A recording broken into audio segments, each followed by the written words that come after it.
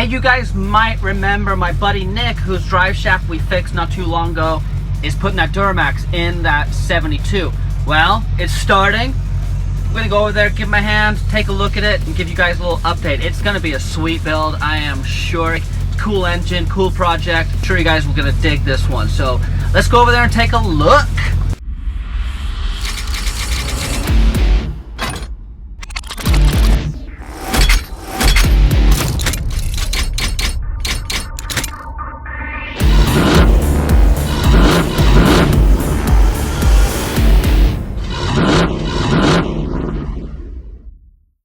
Trucks, trucks, trucks, trucks, trucks, trucks, trucks, trucks, trucks, trucks. There's a lot of trucks here. It's because my friend Nick is a firm believer in the Save the Squares movement. He is a card-carrying member and has taken it upon himself to save as many of these things as he can. Truck lives matter. Truck lives matter. Oh, look at this. It's a disaster, but it's a beautiful disaster. Hello, Nick. Hey. Fix your drive shaft? 72 Blazer, had it 2 months, put in the Duramax in it. Okay. And a lot of other cool stuff to come. 6.6 liter turbo Duramax motor, 2005, big old Garrett turbo, comes out of a 05 Chevy 2500 Silverado. Roughly 400 horse and 700 foot-pounds. Straight pipe, right now. Tune, intake. Should make a ton of power and get great gas mileage. The journey of 1,000 miles begins with a single step. Or in this case, for removing the hood and front clip. Take a look at the original color on this beautiful beast. Oh, beautiful Chevy orange. And the clip is gone. We have some awesome fabrication work that happened by the previous owner. I'm not really sure what happened there. And here we have the venerable Turbo 350 and the NP 205 transfer case. Don't worry, they're going to a good home. The frame prepped and ready to get all the pertinent unnecessary pieces pulled off it. Cross members are going, it's going to get shortened and boxed. Finishing up boxing of the front frame. Sleeved the steering box mounts and boxed in the front frame and the new cross member up front. It's all coming together. Nice and burly. Getting ready for that D-Max to get dropped in.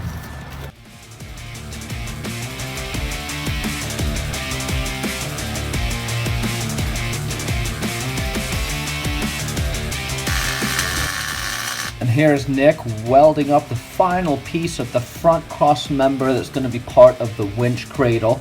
We've also gone ahead and boxed both sides of the frame, as you'll see here shortly, along with installing the new cross member from TNA Automotive. A great unit. Removable cross section for access to pan and other things. I used this in my build and was very impressed with it. Well, it's a beautiful thing when an old truck gets a new life, and that's what we have here. The 6.6 is in for the first mock-up. It's actually been in about 3 times. It's probably going to go in and out about 30 more times before everything's finished.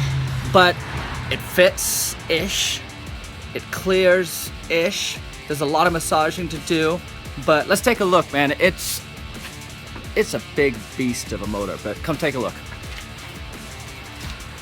So you can see down here, reinforced frame rails, the DIY 4x motor mounts. I can't speak highly enough about the DIY 4x motor mounts. Those things are awesome. The TNA cross member underneath that I showed you guys earlier. Looking good. Some areas of concern, well, not major concern. The brake booster probably not gonna fit there, but that's not gonna be a big deal. Everything else, I mean, manifolds in on this side. And hood clearance. Hood clearance will be tight, but nothing I don't think we can work with.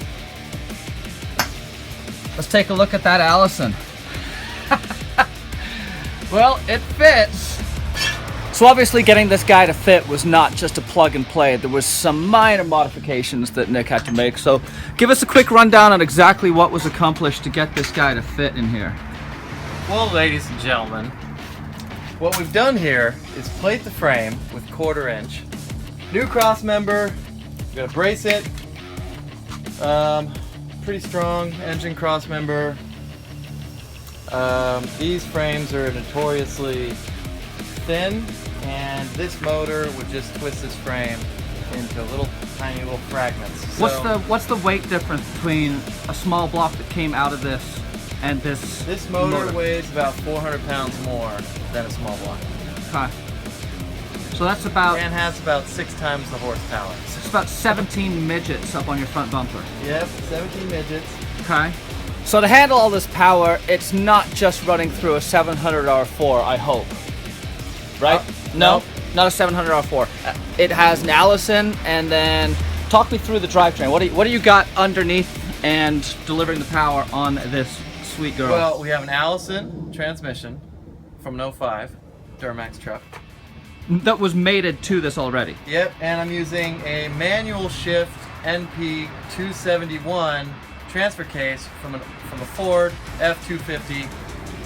Gonna have AAM axles, front axles from a Dodge Ram, a new Dodge Ram, rear axles from a 07 Chevy 2500. They'll be strong enough to handle the power. And you are getting rid of that push button 4-wheel drive.